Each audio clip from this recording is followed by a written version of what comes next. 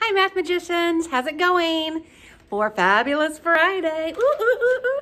Okay, so this week in math, we've learned about partial sums, adding with regrouping, and today we're going to use 3 add-ins. Remember, add-ins are the numbers you add together, so now we're going to have 3 of them with regrouping. We're going to watch our little video, and it is on page 346. So again, you can follow along on your paper, or you can just watch the video. But let's talk about adding with 3 add-ins. Getting big time here, boys and girls.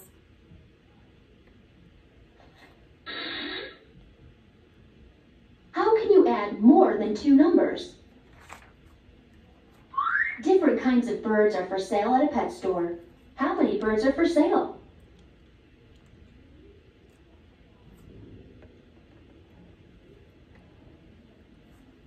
Find 137 plus 155 plus 18. Since 18 is a 2-digit number, round to the nearest 10 to estimate. 140 plus 160 plus 20 equals 320. A bar diagram can show 3 add-ins. The bar diagram shows the number of canaries, plus the number of parakeets, plus the number of parrots.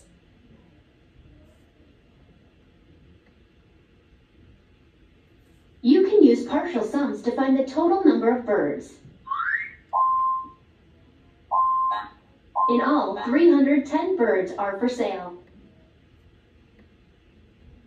So that was that partial sum strategy where they started with the hundreds. 100 plus 100 is 200. And then the tens. 30 plus 50 plus 10. Oh, forgot about that one. Is 93. 5 and 1 is 9. Add my 0 because I'm in the tens. And then 7 plus 5 is 12. Plus 8 is 20. So that was like what we practiced before. So again, that was one strategy. You can also use column addition. Regroup the ones. Regroup the tens. How many birds are for sale? Select your answer. Well, right here at the bottom, it says 310. And why there's slashes through those is because 20 is higher than 10, right? So it has to be regrouped. And 20 is 2 10 sticks. So we went from 9 tens to those 2 more. That's why it looks like that.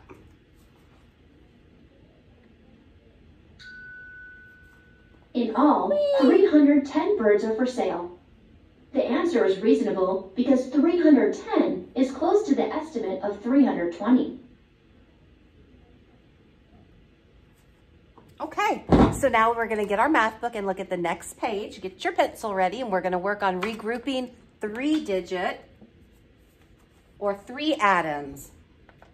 Get my stuff going here. Okay, is it gonna show up? There we go. Gotta have that working for some math. Okay, let's look at number 1. If you add the numbers in this order, do you get the same sum? Why or why not? Now, this is looking at the previous page. What we just watched. It's the same numbers, just in a different order. Would we get the same answer? Yes, we would, because that's what the commutative property tells us. Doesn't matter the order of numbers to add. So we would write yes.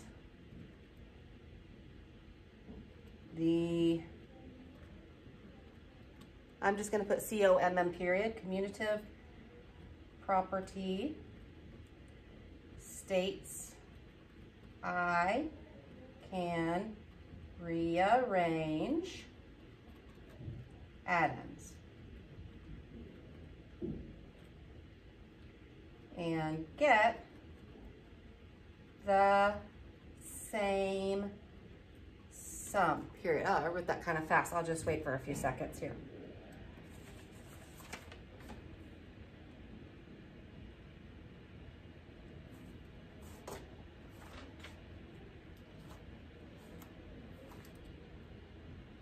Okay, we're gonna skip number 2 because we just talked about that. It says, why is the 20 crossed out in the column? And we had just talked about how that's more than 10. So it regrouped to 2 10 sticks. 9 10 sticks plus 2 10 sticks is now 11 10 sticks. That's how that worked, okay? Number 3 and 4, it says estimate and find each sum, okay? So I'm gonna estimate to the tens. And if we estimate to the tens, we look at the ones. All right. So I'm going to use my little arrow strategy. All right. And let's see. All right. 1, 2, 3, 4. Hit the floor. It stays the same. 120. 5, 6, 7, 8, 9, climb the vine. It's going up. That 10 stick is going up. So that would be one more 10 stick is 170. And 36, we just said 5, 6, 7, 8, 9, climb the vine. It's going to go up. So that's going to be 40 plus. Okay. 0. 2 plus 7 is 9. 9 plus 4 is 13. So yes, I regroup.